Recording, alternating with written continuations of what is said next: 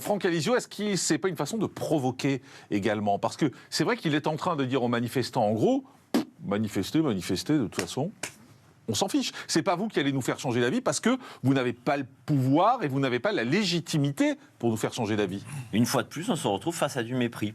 Et ce mépris est inflammable. Parce que un peuple, et non une foule, parce qu'il se cache derrière le peuple souverain, mais qui retourne vers le peuple souverain via le référendum ou la dissolution. Rien ne l'oblige. Parce que là, rien ne l'oblige. Rien ne l'oblige, mais là, quand on parle de légitimité politique, madame en parlait, c'est ça la légitimité politique, c'est revenir devant le peuple. Parce que là, vous avez un président qui se cache derrière sa légitimité, or, comment dire, en même temps, il fait de la provocation. Dans ces cas-là, il faut revenir devant le peuple. On ne fait pas de la provocation devant ses fidèles, devant sa majorité. Une fois de plus, c'est pas la première fois, hein, ça nous rappelle qu'ils viennent me chercher. À chaque fois, on a cette provocation. À chaque fois, on a cette volonté d'humilier les gens et donc d'attiser. On se demande à chaque fois s'il attise pas, s'il dit ce que son entourage dit, qu'à 13h, il n'y aura ni dissolution, ni remaniement, ni référendum.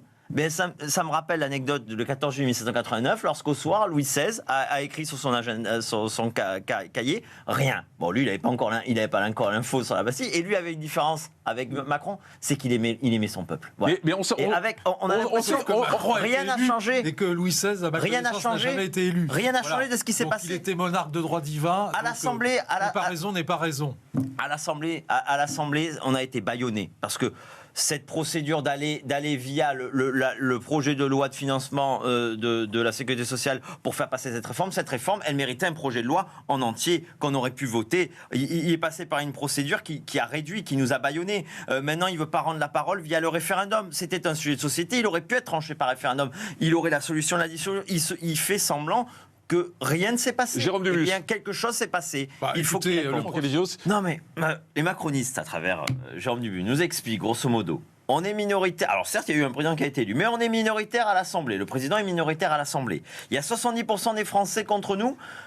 Mais on va passer en force, c'est ce que vous nous expliquez. Donc on retrouve la stratégie habituelle du président, c'est-à-dire la stratégie du pourrissement. Voilà. C'est-à-dire qu'on l'a bien connu pour les Gilets jaunes.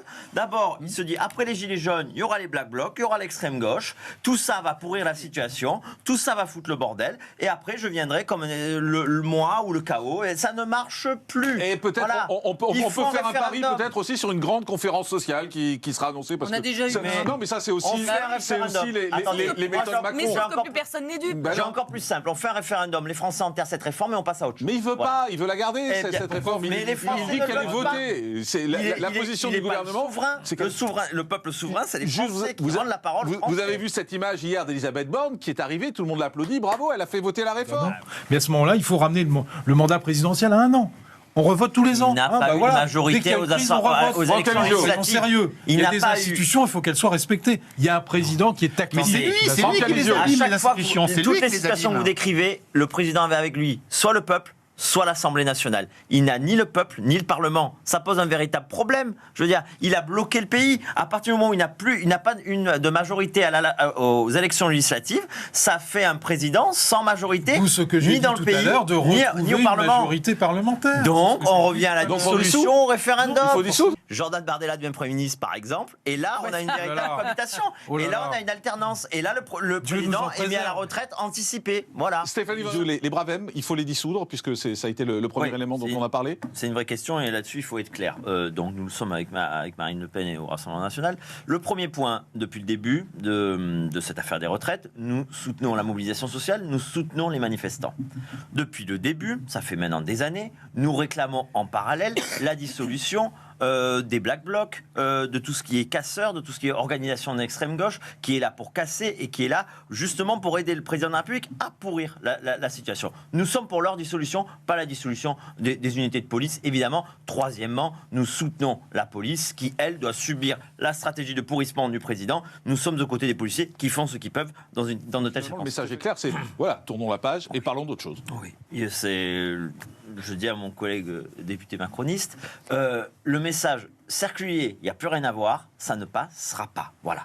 Alors, on a des institutions qui sont bien faites. On a une constitution qui est bien faite, qui donne au président de la République toute une série d'outils pour sortir d'une crise politique, pour sortir de cette crise. Ça part de la non-promulgation de la loi, ce qu'avait fait Chirac avec le CPE en 2006. Ensuite, évidemment, il y a la dissolution. Ensuite, il y a le référendum. Ensuite, il y a, dans l'absolu, une élection présidentielle anticipée. Il a tous ces outils. Mais s'il n'en utilise aucun, on ne s'en sortira pas. Il faut aujourd'hui changer... Vous entendez le discours qui est tenu, ça a été voté par le Parlement. C'est exact. Le Parlement s'est prononcé. C'est exactement ce qu'a dit Jean Terry à l'instant. Voilà, c'est ce qu'a dit Olivier Véran hier. C'est ce que dit Dussopt également. Enfin, tous les ministres sont là-dessus. C'est bon, c'est réglé. Ça a été voté. Au revoir. Il faut changer la méthode de gouvernement, qu'il faut changer les hommes, qu'il faut changer les idées. Ça passe donc par une alternance. D'accord, mais ça c'est pas le débat. C'est le Rassemblement national. Oui, mais personne aujourd'hui. La question, c'est pas le débat. C'est comment rétablir. Mais oui, en rendant la parole au peuple, vous faites trancher le peuple.